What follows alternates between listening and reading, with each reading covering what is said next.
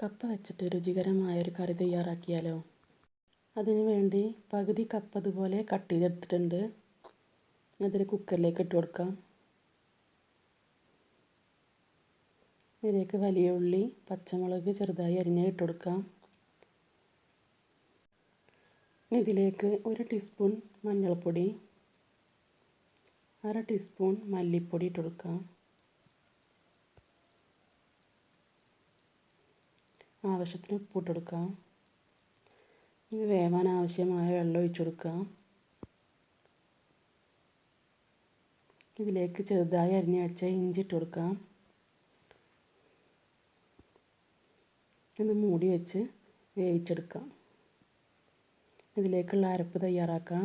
തേങ്ങ, ചെറിയ ഉള്ളി ഒന്ന് അരച്ചെടുക്കാം. ഇപ്പോൾ ഇതാ കപ്പ വെന്തിട്ടുണ്ട്. നല്ലോണം വെന്തുടഞ്ഞിട്ടുണ്ട്. ഇതുപോലെ വേവിച്ചെടുക്കണം. ഇതിലേക്ക് അരപ്പിട്ട് കൊടുക്കാം. ആവശ്യത്തിന് വെള്ളം ഒഴിച്ച് കൊടുക്കാം. നന്നായി ഇളക്കി കൊടുക്കുക.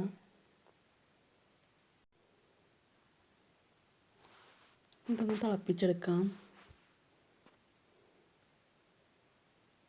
ഇപ്പോൾ അതാ തിളയൊക്കെ വന്നിട്ടുണ്ട്. ഈ തീ ഓഫാക്കാം. ഇതിലേക്ക് മല്ലിയില ഇട്ട് കൊടുക്കാം. ഇതിലേക്കുള്ള വറവ് തയ്യാറാക്കാം. ഒരു ചട്ടി വെച്ച് വെളിച്ചെണ്ണ ഒഴിച്ച് കൊടുത്തു.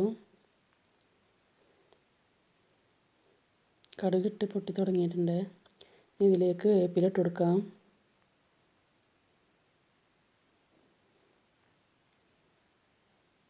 ഇത് കറിയിലേക്ക് ഒഴിച്ച് കൊടുക്കാം. അപ്പോൾ നല്ല രുചികരമായൊരു കറി തയ്യാറായിട്ടുണ്ട്. ഇത് ചപ്പാത്തിക്കും അപ്പത്തിനും ഇടിയപ്പത്തിനൊക്കെ സൂപ്പറാണ്. ഇങ്ങനൊരു കറി ഉണ്ടാക്കാത്തവരാണെങ്കിൽ ഒന്ന് ഉണ്ടാക്കി നോക്കൂ. അടിപൊളി ടേസ്റ്റാണ്. ഒരു തവണയെങ്കിലും ഇങ്ങനെ ഒന്ന് ഉണ്ടാക്കി നോക്കൂ.